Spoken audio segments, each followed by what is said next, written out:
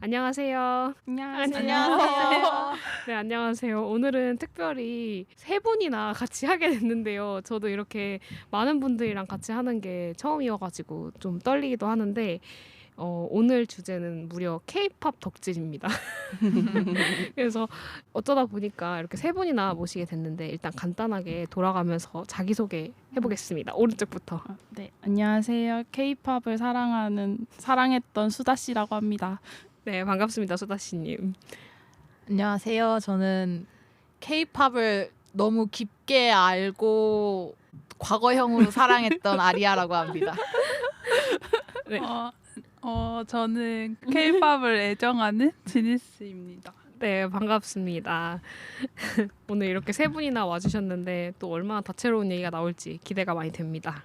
일단은 그러면 시작하기에 앞서서 K-팝이라는 게 워낙 큰 분야다 보니까 각자 덕질하고 있는 상대가 혹은 뭐 이제 그룹이라든지 인물이라든지 회사라든지 뭐 노래라든지 좀 어떤 것을 덕질을 하고 있는지 혹은 했었는지 좀 간단하게 말씀해 주시면 좋을 것 같아요. 저는 2012년부터 인피니트와 그리고 빅스를 거쳐 2017년부터 뉴이스트를 좋아했고요. 그럼 아리아님은 어떠시죠? 저는 2011년도에 인피니트를 시작으로 쭉 쉬지 않고 여러 그룹을 더 거치면서 덕질을 했던 아리아라고 합니다. 저는 그냥 전체 문화를 좋아하고 있어요. 네. 좋습니다. 오늘 사실 저는 진짜 K-팝에 대해서 아는 게 거의 없는 여기에서 유일한 머글이거든요. 그래서 아마 제 질문이 좀 다소 생뚱맞고 순진해 보일 수 있어도 좀 참아주시길 바랍니다. 네, 그래서 다들 K-팝 덕질 그래서 어디까지 정말 어떻게까지 해보셨는지 좀 자랑 좀 해주실 수 있을까요? 저는 처음에 인피니트 같은 대형 그룹을 좋아할 때는 정보가 많이 쏟아지고 내가 집에 있어도 사진이 막 쏟아지는 덕질의 생활을 했는데 제가 신인 아이돌을 좋아하게 되면서 정보가 사진이나 정보 내 아이돌 내 멤버가 보고 싶은데 아무것도 안 뜨는 거예요. 스케줄에 내 멤버 분명히 스케줄에는 내 멤버가 있는데 사진이 있지가 않아요. 그래서 아쉽다 하면서 오프를 가게 되고 오프라인 행사나 오프라인 뭐 출근길 퇴근길 뭐 팬사인회를 가게 되고 휴대폰으로 찍다가 주변의 권유로 카메라를 들게 되고 카메라를 들면서 소위 말하는 찍덕 생활까지 조금 했던 그렇게까지 덕질을 해봤습니다. 그 찍덕 생활이라는 게 정확히 어떤 건지 좀 더 설명해 주실 수 있으세요? 찍덕이라는 게 보통 아이돌 스케줄 있으면 스케줄 따라가서 출근길 퇴근길 뭐 공개된 행사 같은 사진을 찍고 보정을 해서 트위터에 업로드 하고 고화질 링크 같은 거를 이제 같이 올리기도 하고 보통 그렇게 그런 걸 찍덕이라고 많이 하는 것 같아요. 그러니까 어떠한 보상은 없죠. 그거에 있어서. 보상은 자기 만족? 자기 만족. 자기 만족? 약간의 명성? 약간의 명성? 약간의 좋아요? 약간의 뿌듯? 그러면 이제 K-팝을 잘 모르는 분들을 위해서 좀 영업을 해본다면 이게 너무 약간 막막한 질문일 수 있는데 K-팝이라는 장르의 매력이 뭐가 있을까요? 일단 K-팝을 통으로 본다면 그러니까 한 그룹이 아니라 그냥 전 지금은 한 그룹을 딥하게 좋아한다기보다는 그냥 K-팝을 즐기는 사람으로서 끊이지 않고 새로운 컨텐츠가 나오고 새로운 굿즈들이 쏟아지고 생각지도 못한 방향성의 굿즈가 쏟아지고 꽤나 다양한 아이디어를 볼 수 있다? 예를 들어 어떤 게 있어요? 정말 막 약간 뜻밖의 것이 있었다면 어떤 것이 있었을까요? 뭐 제가 가장 컨셉에 이렇게까지 충실하다고라고 느꼈던 건 그 빅스 앨범에 그 노예 계약서? 그러니까 그때 약간 그런 컨셉이었어요. 그래서 그 노예 계약서를 넣어주는 거예요. 어머. 그러니까 그 빅스의 멤버의 노예 계약서? 그렇죠.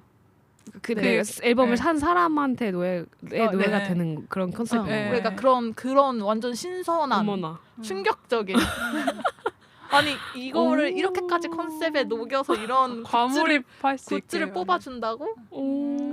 그런 컨셉? 자체에 나오는 굿즈들이 이렇게 다양하게 뽑힐 수 있고 다양한 아이디어를 낼 수 있구나. 그렇게 다양한 아이디어를 좀 낼 수 있는 게 사실은 케이팝이 아닌가. 사실 뭐 상품을 하면 뭐 휴대폰을 판매하면 뭐 휴대폰 뭐 케이스를 준다던가 뭐 휴대폰 디자인을 조금 다르게 한다던가 뭐 화면에 이렇게 뭘 하면 이렇게 뭐가 애니메이션처럼 띄어져요 정도의 뿐인데 케이팝은 정말 다양한 굿즈가 나오고 다양한 아이디어가 쏟아지고 그러니까 약간 그거를 계속 신선하게 바라볼 수 있는 약간 세계관의 진심인 것 같다는 생각은 들어요. 그러니까 저도 잘은 모르지만 가끔 이제 나와서 얘기하는 거 들어보면은 그게 시초가 뭐였는지 모르겠지만 SM이었나요? 아마 맞아요. SM이 시초 아니에요? 약간 동방신기 때부터 네 맞아요. 약간 초능력 이런 컨셉으로 나와서 그거에 되게 충실한 매번 그런 거를 보면서 저도 되게 신기하다고 생각했거든요. 그 세계관 구축에 정말 다들 진심이구나. 그래서 팬들도 그럼 그거에 많이 몰입을 해서 소비를 하는 편인가요? 몰입보다는 네. 약간 이번엔 여기까지 그러니까 완전 몰입해서 아이씨 내가 노예를 부릴 수 있어 이건 아니고 이것까지는 아니고 이번엔 좀 그 나름 진심으로 준비를 했구나. 그 그 준비한 디테일이 디테일에서 오는 쾌감이라고 해야 되나? 여기까지 이런 것까지 생각을 해서 했다고 하는 거? 그래서 저는 진짜 그래서 재밌다고 생각하거든요. 그냥 복합적인 문화라고 생각해요. 그래서 저 개인적으로 케이팝을 보면서 제일 짜릿함을 느끼는 게 그 컨셉에 맞춰서 모든 처음부터 끝까지 완벽하게 완성이 될 때 앨범이나 뭐 그런 스타일에 관한 요소라든지 뭐 영상, 뮤직비디오나 뭐 안무 등등 모든 게 완벽히 거기에 다 맞춰지고 되게 조그만한 디테일 막 굿즈 이런 것까지 해서 그 경험을 팬들이 경험하는 게 그 전체가 너무 그게 완벽히 맞아 떨어졌을 때 쾌감을 느끼거든요. 너무 잘했다. 진짜 진심으로 되게 잘 준비했다. 이런 것들. 그러니까 단순히 뭔가 노래나 뭐 뮤비 이런 것만 파는 게 아니고 진짜 세계관을 만들어서 파는 거네요. 문화 자체를. 그러니까 음악을 그냥 보통 음악을 우리는 듣는다라고 표현하잖아요. 네네. 근데 K-팝은 음악을 듣는다로만 표현이 안 되는 거예요. 그러니까 오감을 쓸 수 있는 거기도 하고 어떠한 아이돌은 향수 그 콘서트에서 썼던 향을 뭐 알려준다, 판매한다 이런 것도 보기도 했고 그래서 그냥 오감을 만족하는 종합 예술 같은 느낌이고 우리는 그런 요소들을 또 하나하나씩 발견해 나가면서 이런 것도 있네, 이런 것도 있네 이러면서 또 조금씩 또 매력에 들어가는 그런 게 또 K-팝의 매력이지 않나라는 생각을 합니다. 막 드라마처럼 드라마도 왜 그 이렇게 많이 붐이 되면은 시청자들 사이에서 없는 의미도 만들어내잖아요. 그 안에서 그런 것도 있나요? 맞아요. 제가 또 좋아하는 부분이기도 한데 약간 뮤직비디오 같은데 보면은 뮤직비디오가 단순히 그냥 뭐 그런 안무나 음악 이런 거 분위기를 보여주는 뮤직비디오도 있지만 스토리가 들어가서 그 세계관에 녹여서 만든 뮤직비디오들이 있단 말이에요. 그러면은 이제 그런 것들을 팬들이 보고 진짜 거의 초다리로 끊어서 막 다 의미를 찾아요. 이게 혹시 전에 이게 떡밥이 있었는데 혹시 이게 여기서 약간 이런 식으로 찾아내는 퍼즐 것들이 맞추듯이. 있어. 네. 근데 그게 진짜 의도된 거였다는 게 딱 보이면은 이제 거기에서 또 배운 변태인가 막 이런 얘기가 나오는 거죠. 약간 우리 수사 드라마 보기 전에 막 이것저것 추리해보고 그거 맞춰지면 좋아하고 뭐 이런 거랑 약간 비슷한 느낌일 수도 있을 것 같아요. 그런 느낌인데 저도 세계관을 했던 아이돌을 좋아하는 입장에서 나중에는 결국엔 팬들이 너무 몰입을 해서 의미를 찾아내기 시작하니까 이건 소속사도 계획되지 않은 그런 거다. 맞아. 약간 소속사도 계획하지 않는데 팬들이 만들어주는 거다. 소속사는 고마워해야 한다. 막 이런 얘기까지 할 정도로 팬들은 오히려 그런 부분에 있어서 되게 진심으로 좋아하는 팬들이 있더라고요. 근데 뭐든지 그런 것 같아요. 뭐 영화든 드라마든 감독이 의도하지 않았는데 관객들끼리 막 그런 거 있잖아요. 응답하라 시리즈에 막 색깔론이라고 혹시 아실지 모르겠는데 제가 보기엔 연출해서 그렇게까지 했을까 싶을 만큼 막 오히려 보는 사람들이 디테일에 집착하고 거기서 더 뭔가를 막 뽑아내고 해석하고 근데 저는 그것도 또 그 콘텐츠에서 약간 그 떨어져 나온 또 다른 콘텐츠라고 생각을 해서 되게 재밌는 것 같아요. 그런 게 항상. 혹시 또 있나요? 뭐 또 케이팝에 대해서 말하고 싶은 매력이라던가.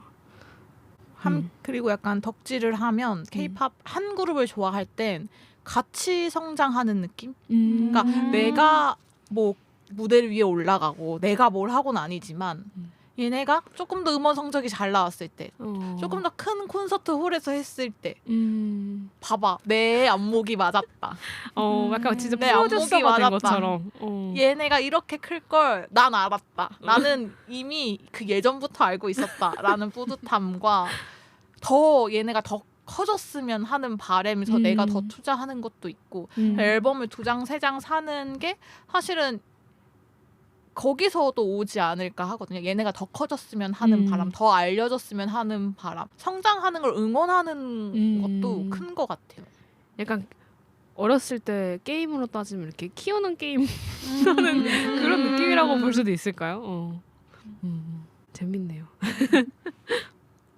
그러면 그 케이팝 덕질 하면서 좀 힘들 때도 있나요? 힘들 때가 있다면 언제? 어떤 게 좀 약간 힘들게 하는지. 저는 공백기가 제일 힘든 것 같아요. 공백기가 이제 길어질 때 그리고 뭔가 컴백을 했는데 뭔가 아쉬워.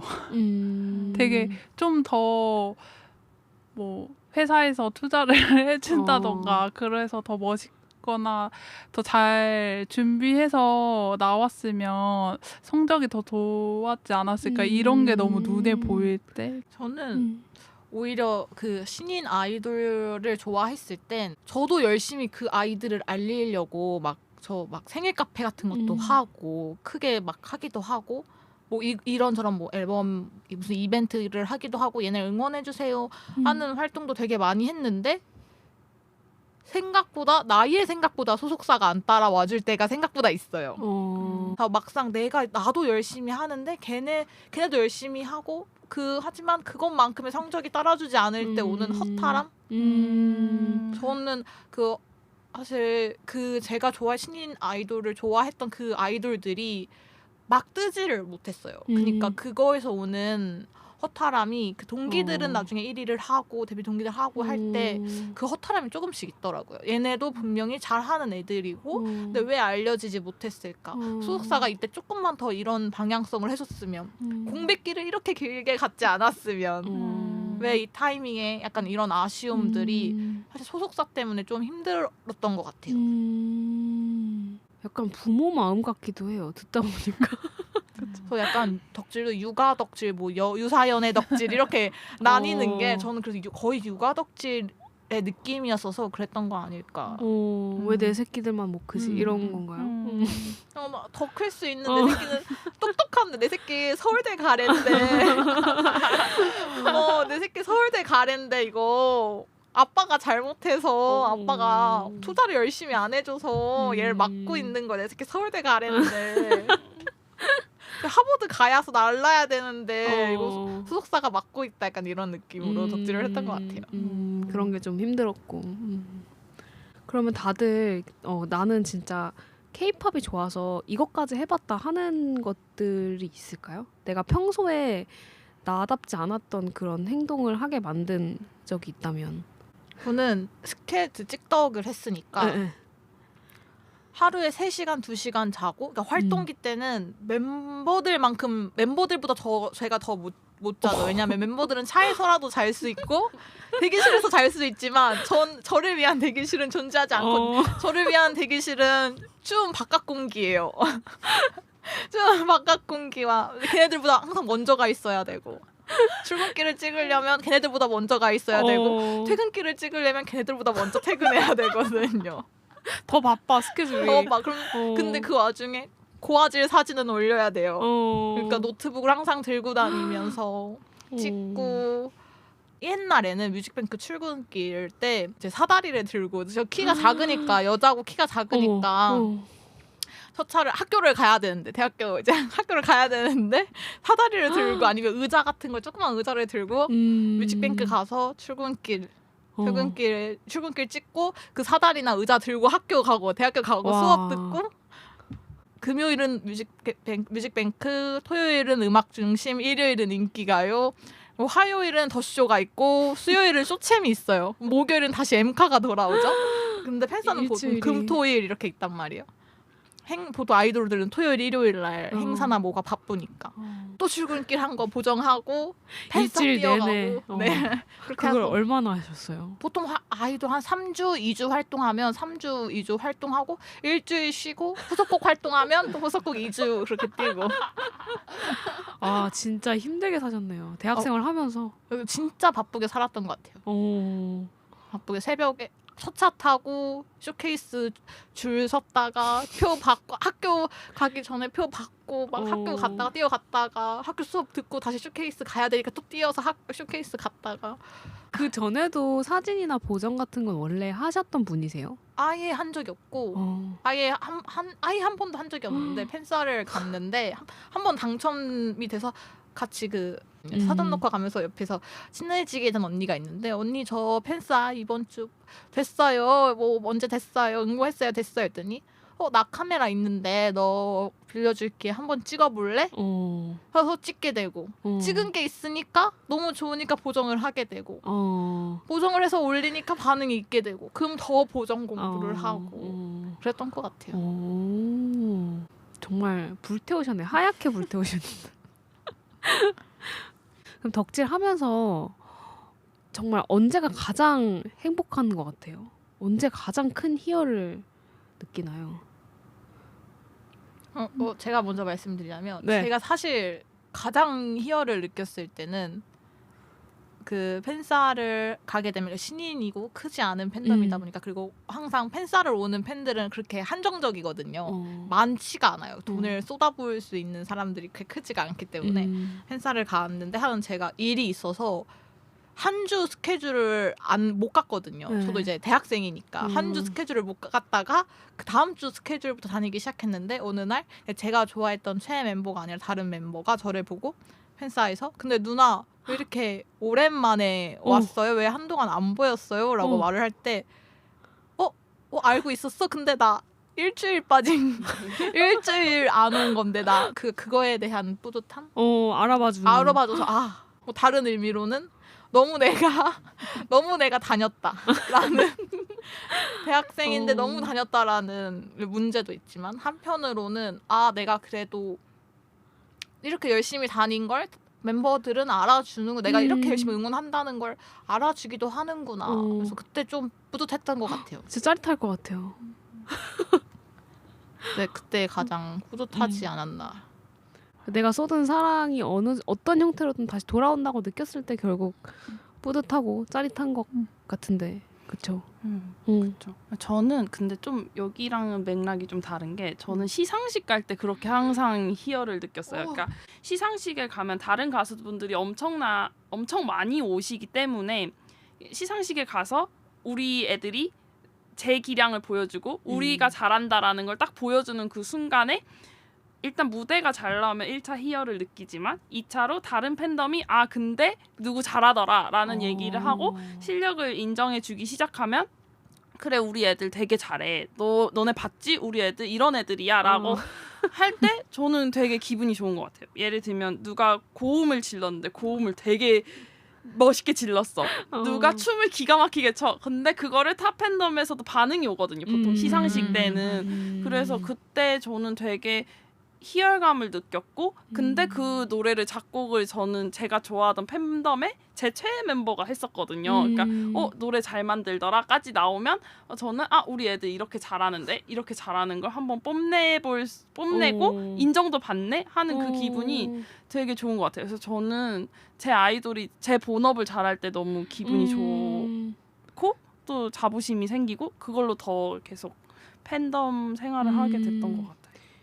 약간 이것도 아까 말한 육아 팬덤이랑 느낌이 좀 비슷하다고도 느껴져요. 그러니까 내 새끼가 잘하는 걸 나는 알고 있었는데 이걸 다른 사람들도 알아봐주기 시작했다는 거에서 짜릿함을 지금 느끼시는 거잖아요. 타 팬덤까지 그게 소문이 나고 정말 이 내가 정말 좋아하는 사람들을 넘어서서 다른 사람들까지 인정을 받았다는 거니까. 그래서 보통 드림 콘서트 이런 거 하면 성량 찢었다 이러면서 이제 영상이 트위터에 떠들기 시작하면 아 역시 내 새끼 내 안목 내 가수 이제 알아봤냐?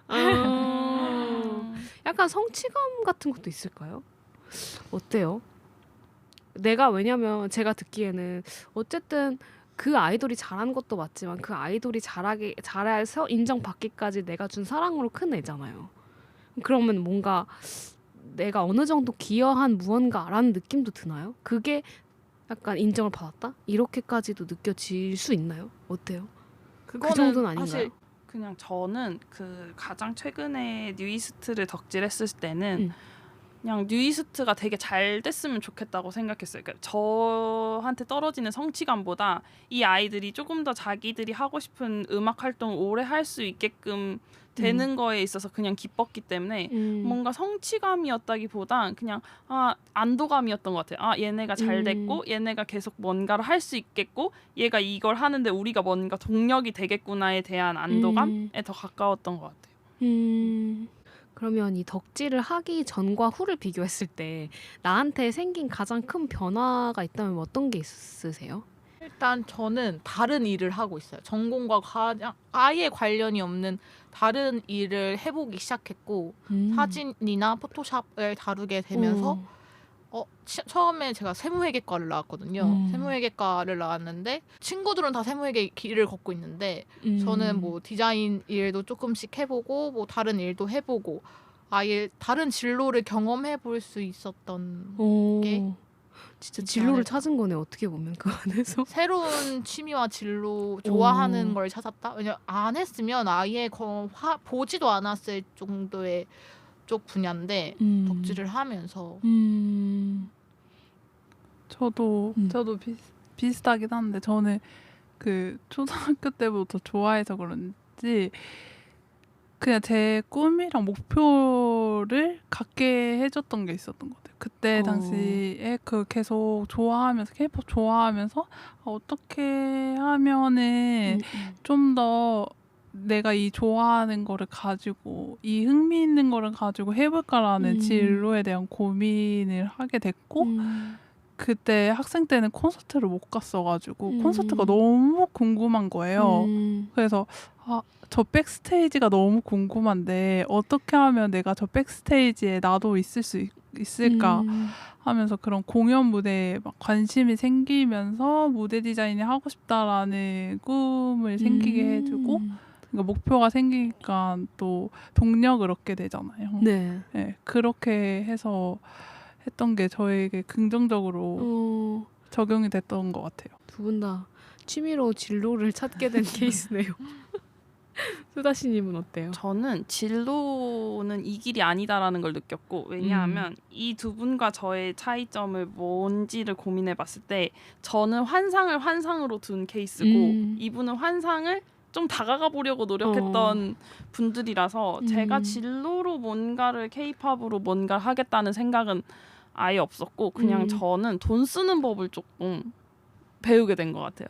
왜냐하면 K-팝에 돈을 쓰는 것 자체가 뭐 머글의 입장에서 아시겠지만 돈을 쓰는 것 자체가 조금 부정적인 시선일 때도 있잖아요. 특히 저희 부모님은 더 그러셨거든요. 그러니까 돈을 어쨌거나 쓰는 건 좋은데 그거를 막 탕진하거나 파산하거나 이럴까봐 저희 부모님은 굉장히 어릴 때부터 저를 잡으셨어요. 근데 그거를 어쨌거나 제가 가고 싶은 콘서트를 가거나 제가 가고 싶은 팬미팅을 가기 위해서는 돈을 모아야 해서 저는 연 예산을 짰고 연 예산을 짜고 거기서 한 달에 얼마는 아껴서 기상금을 어느 정도 모아야 내가 1년에 내가 가고 싶은 행사를 갈 수 있겠다라는 돈 계획을 짜기 시작하면서 저는 뉴이스트 덕질을 시작한 17년부터 그 활발히 오프라인 코로나 터지기 전 19년까지 돈을 제일 많이 모았어요.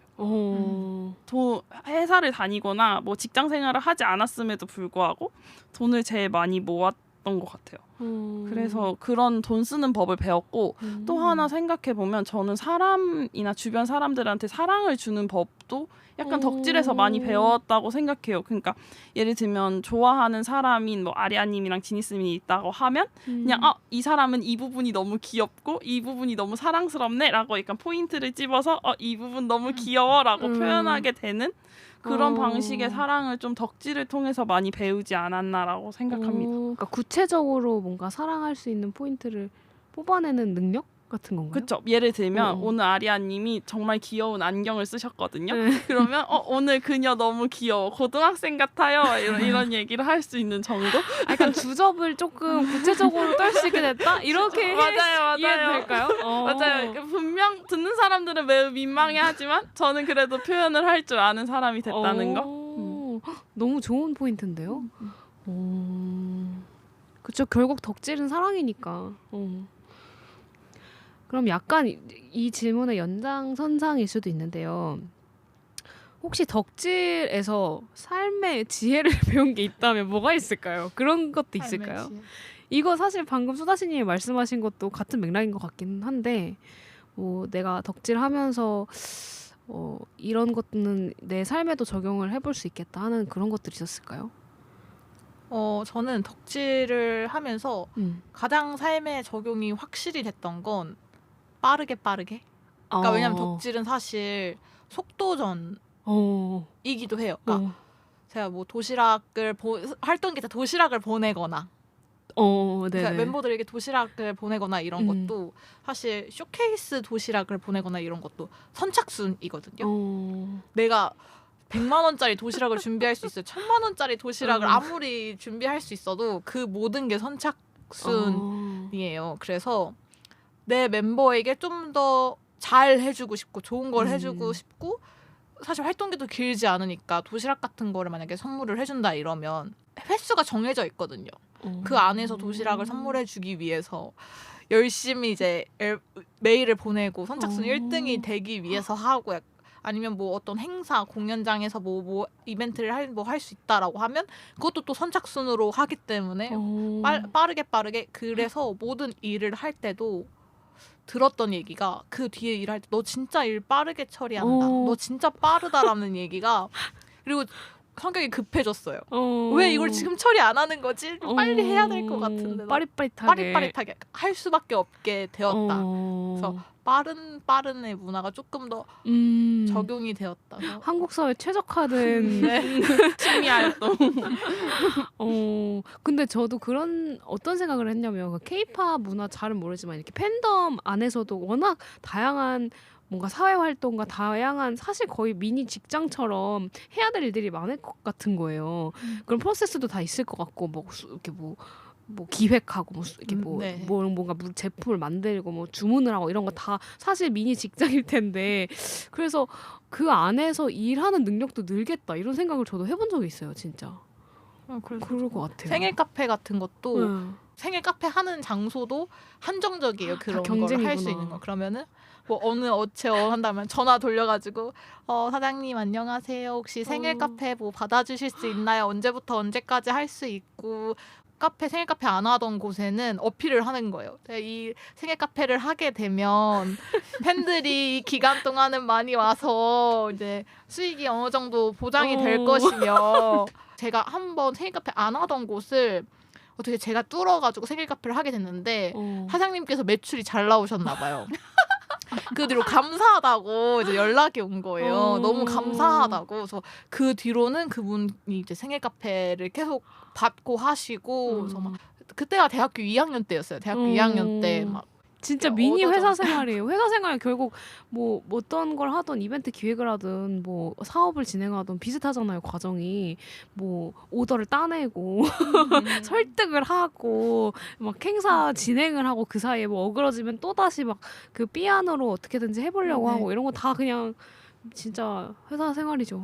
저는 그래서 면접 볼 때도 사실 이걸 고민을 했어요. 덕질을 해서 내가 이렇게까지 한 게 나름 저는 그 팔로워가 이렇게 많고 내가 이렇게 키웠다, 뭐 이런저런 행사도 해봤다라는 걸 이걸 얘기를 해도 되나, 내가 이렇게 뭘 하면 진심인 사람이다라는 걸 어필을 하고 싶은 거예요. 그래서 얘기를 해도 되나. 근데 한편으로는 덕질을 한다고? 라는 눈빛으로 약간 케이팝 덕질을 하는 걸 안 좋게 보는 어른분들도 있으니까 고민을 하다가 그냥 그래, 나 떨어뜨릴 곳은 떨어뜨리라고 해라고 하면서 면접 때 저희 이것까지 해봤습니다. 저는 뭐든지 진심인 사람이고 하면 제대로 하는 사람입니다를 어필을 하면서 면접을 봤던 회사들은 다 붙었던 것 같아요. 그 저도 설득이 돼요. 제가 만약에 사장이면 이렇게 막 했던 경험들을 진짜 자소서에 녹이기 너무 좋은 사례인 것 같아요. 내가 뭐 이런 뭐 그 생애 카페를 이렇게 관철을 시켰다, 뭐 이렇게 뭐 그 사실 성공 사례잖아요, 진짜.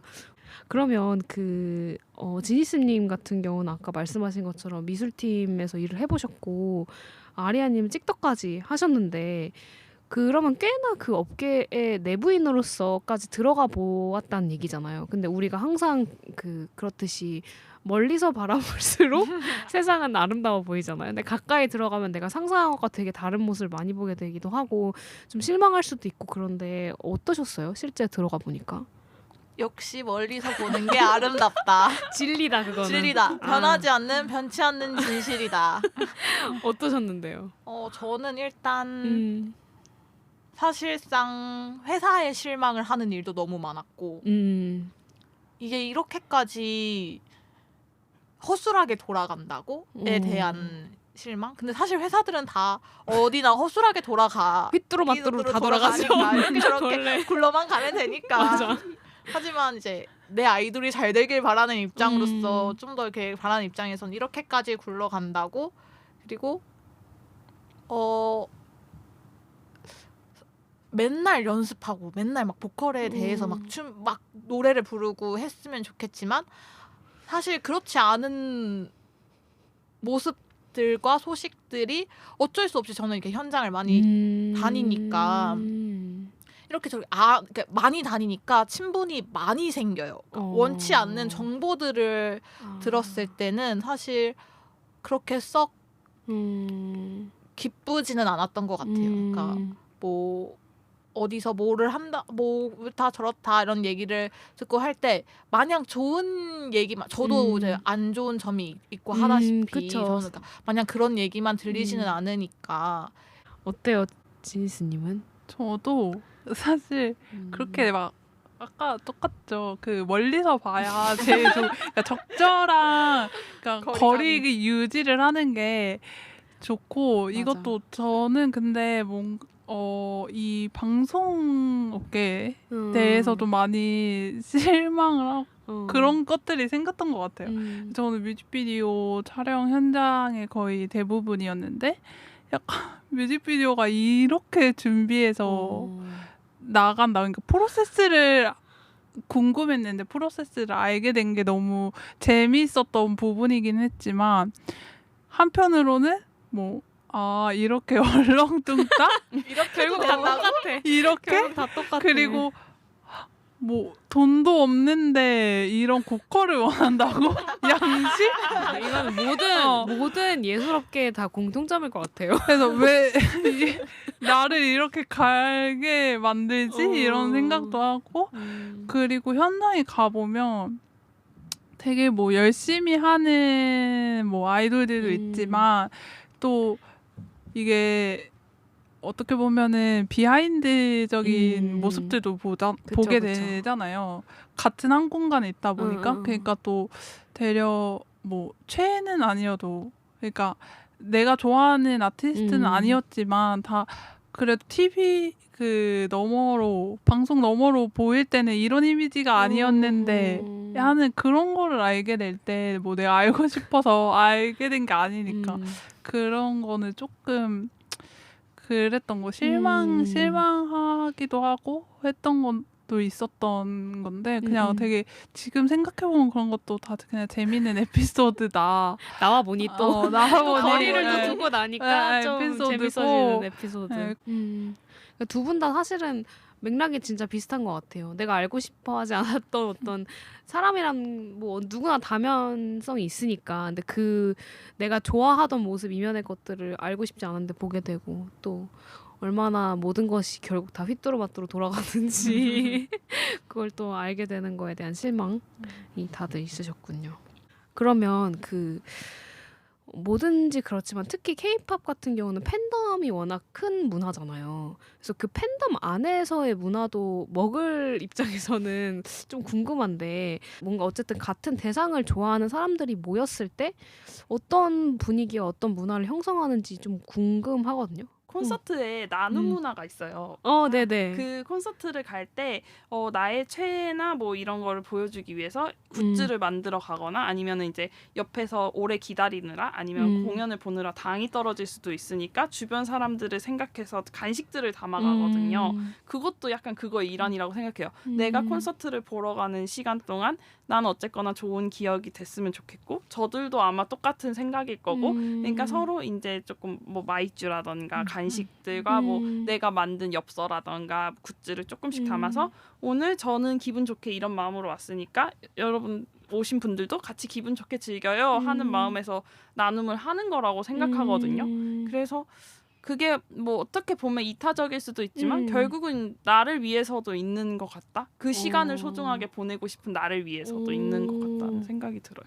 맞아요. 저도 나눔 문화라던가 사실 틱톡도 어떠한 보상이 없잖아요. 사실 그 어떻게 보면 물론 이제 약간의 성취감 뭐 이런 게 있을 수는 있지만 그냥 어쨌든 모든 종류의 덕질이 그렇긴 하지만 저렇게까지 사랑을 이타적으로 줄 수 있나? 이런 생각이 또 가끔 들기도 하거든요.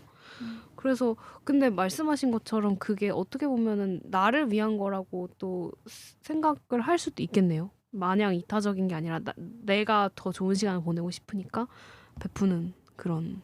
그래서 저는 덕질을 제가 한창 덕질을 했었을 때는 네. 나는 돈을 주고 내 행복을 산다고 얘기한 적도 있어요. 그러니까 내가 사랑을 주고 싶고 내가 뭔가 애정을 쏟고 싶고 내가 나의 시간을 좀 예쁜 마음으로 보내고 싶은데 그걸 하기 위해서 뭐 굿즈를 사러 가기도 하고 생일 카페를 가기도 하고 뭐 콘서트를 보러 가기도 하고 하는 것들이 나는 돈을 주고 시간을 쓰면서 내 행복을 산다고 생각할 때도 있는 것 같아요. 사실 콘서트 한번 보러 가면 다른 분들은 어떠실지 모르겠지만 저는 그 6개월 동안 친구들한테 그 기억이 되게 행복했다고 얘기를 하고 다니는 사람이었거든요. 애들이 질린다고 할 정도로.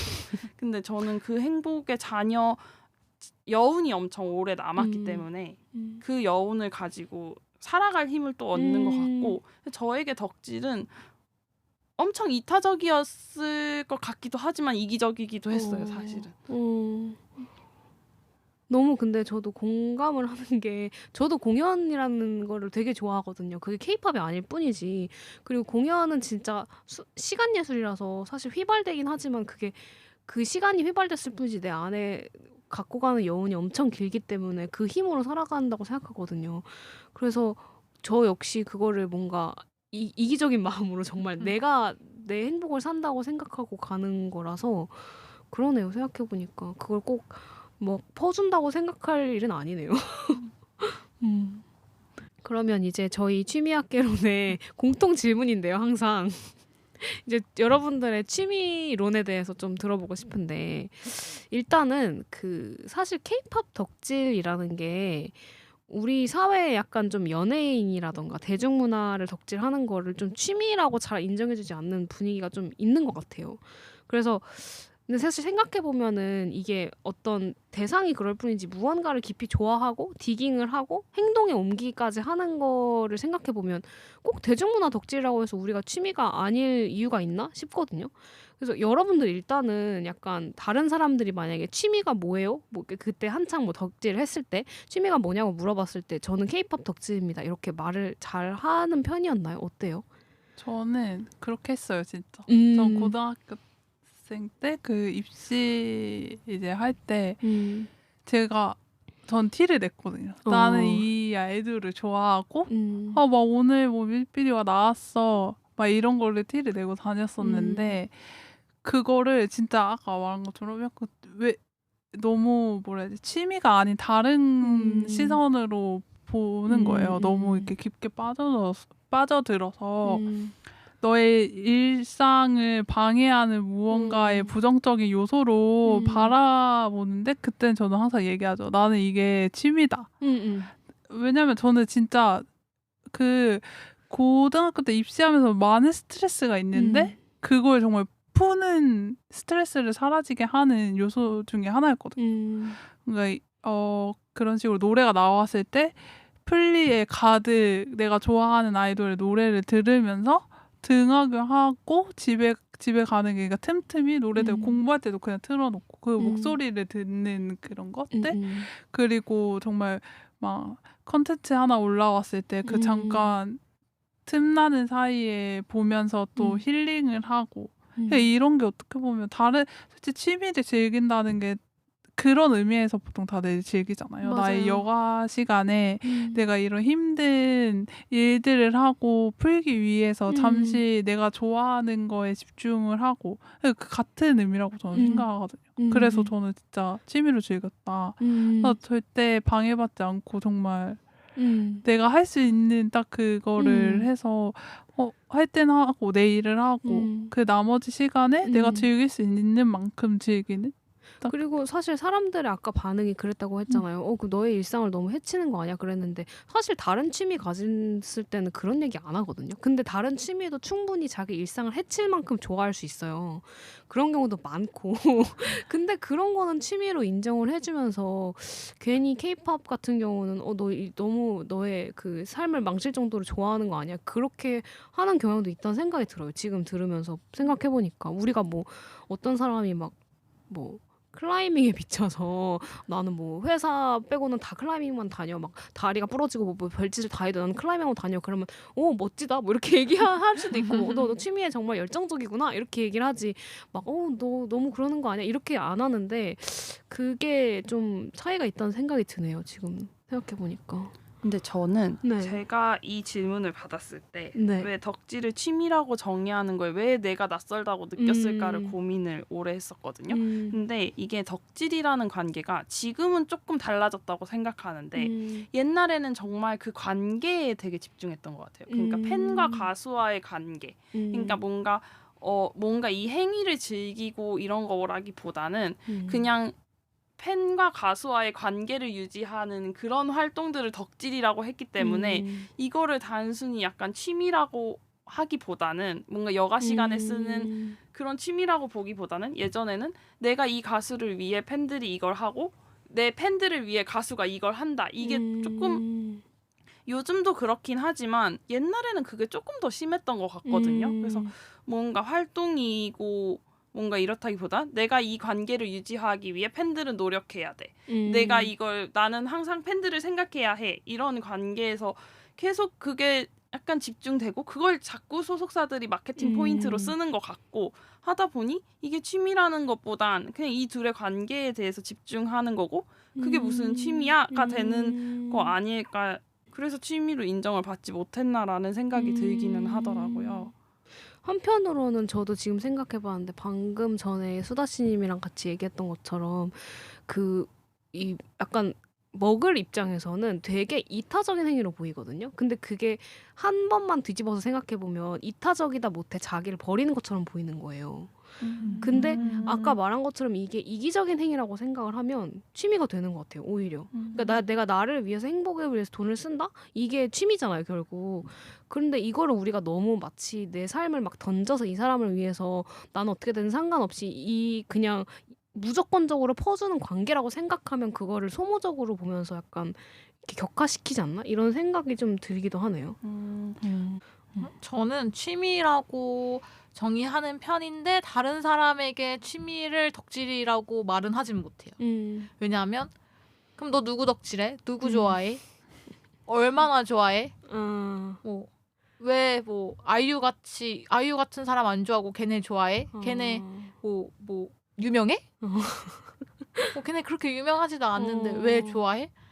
얘네를 좋아하는 것보다 얘네를 좋아하는 게 득이지 않아? 사실 이걸 아직 사실 제대로 이해하지 못하시는 분들이 많기 때문에 내가 이 멤버를 이 아이돌을 좋아하는 걸 그래서 그냥 정말 친한 사람들한테는 나 뭐 그 멤버 나 누구 아이돌 좋아해 나 누구 아이돌 콘서트 가는 거 좋아해라고 말할 수 있지만 굳이 딥하게 관계를 유지할 것 같지 않는 사람 분들에게는 그냥 예전에 사진 찍는 거 좋아했어요 혼자 보정하는 거 색감 보정하고 이러는 거 좋아했어요 정도까지만 말하는 것 같아요.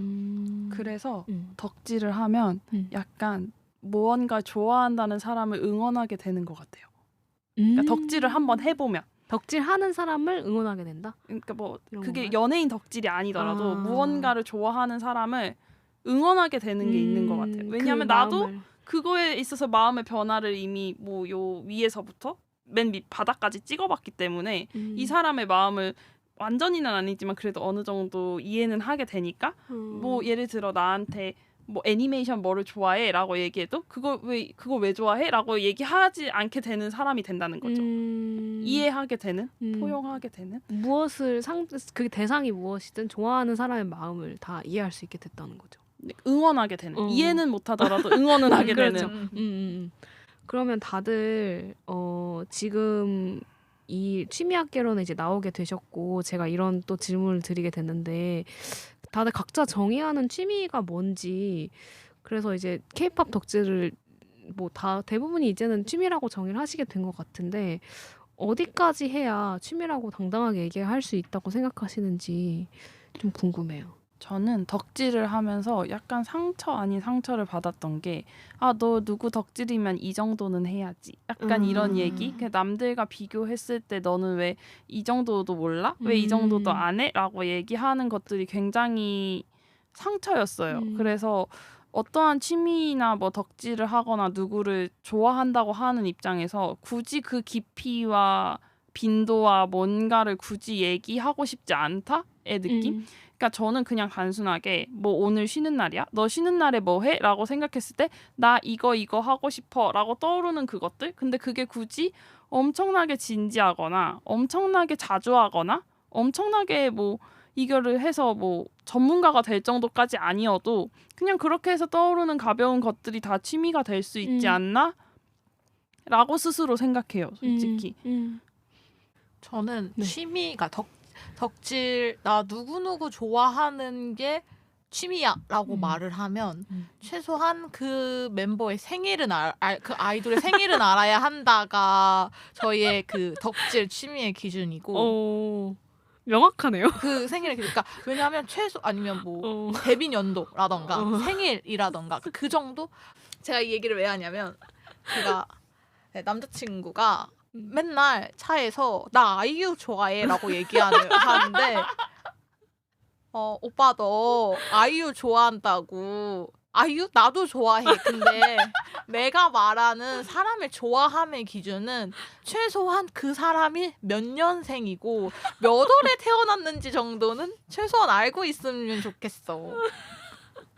그리고 그 정도는 알아야지 그 사람을 좋아한다, 덕질한다라고 말을 할 수 있다. 그러니까 내가 공식을 하라는 건 아니에요. 근데 생일 정도는 알고 그냥 저도 아이유 노래 좋아해요까지는 할 수 있지만 아이유를 나 좋아해라고 말할 땐 최소한 생일은 알고 있어야지 그 말을 할 자격이 생긴다라고. 아니 근데 이거 듣다 보니까 그 생각도 들어요. 아마 덕질 해보셨으면 그런 생각을 아마 공감하실 텐데 이 내가 누군가의 팬이다라는 기준이 그 덕질을 안 해본 사람의 기준과 덕질을 해본 사람의 기준이 굉장히 다르잖아요. 그러니까 저는 K-팝에선 머글이지만 다른 걸 덕질을 해봤기 때문에 어떤 저도 나름의 내 안에 그 덕후의 기준은 좀 높은 편이거든요. 근데 이제 어떤 사람들은 그러니까 덕질을 별로 살면서 그러니까 전 덕질 DNA라고 말하고 다니는데 그런 게 딱히 없는 사람들은 그런 식으로 그러니까 남자친구분이 덕질을 해보는지 안 해보는지 이건 모르겠지만 그 기준이 되게 낮은 분들은 그냥 내가 소비하고 음악 좋아 이러면 난 좋아하는 거야가 되는 사람들이 있는 것 같아요. 그래서 그것도 좀 재밌는 포인트인 것 같긴 하거든요. 그 기준이 다 다르다는 게. 네. 생일은 기본 아닌가요? 그렇죠. 그래서 그게 조용히 해라. 어디 가서 말을 하고 오빠가 먼저 말을 할 정도는 아니다. 그냥 콘서트 한번 가본 적 없는 너가 말할 정도의 기준은 아니다. 그렇게 따지면 저는 수록곡은 그래도 몇 곡은 알고 있어야 된다. 맞아. 타이틀곡만 알아서는 안 된다. 그건 이미 알고리즘이 다 해주지 않냐. 맞아. 라고 생각합니다. 맞아. 그치. 1위 해본 노래들만 안다던가. 뭐 이러면 약간 그러면 기준이 있네요, 나름 다들.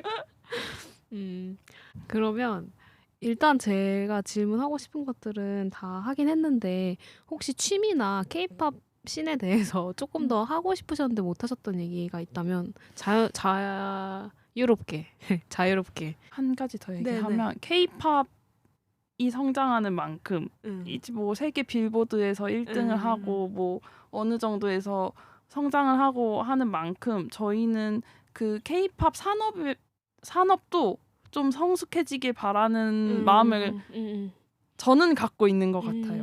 그게 조금 더 뭐 팬들이 가수를 대하는 방식이라든지 아니면 소속사나 가수들이 팬들을 대하는 방식이라든지 그런 것들이 좀 저희는 계속 그거를 바라면서 저는 덕질을 하진 않고 있지만 K-팝에 애정을 갖고 있는 이유가 그런 마음에서 오는 것 같다. 그런 얘기를 하고 싶었습니다. 좋습니다. 오늘 너무 감사드리고 이렇게 4명이서 해본 거 진짜 실험적이었는데 네, 여러분들도 재밌었으면 좋겠습니다. 감사합니다. 즐거웠습니다. 네. 취미학개론은 팟빵, 애플 팟캐스트, 네이버 오디오 클립, 스포티파이에서 만나보실 수 있습니다. 뉴스레터로도 발행 중이니 프로필 링크로 구독 신청해주세요.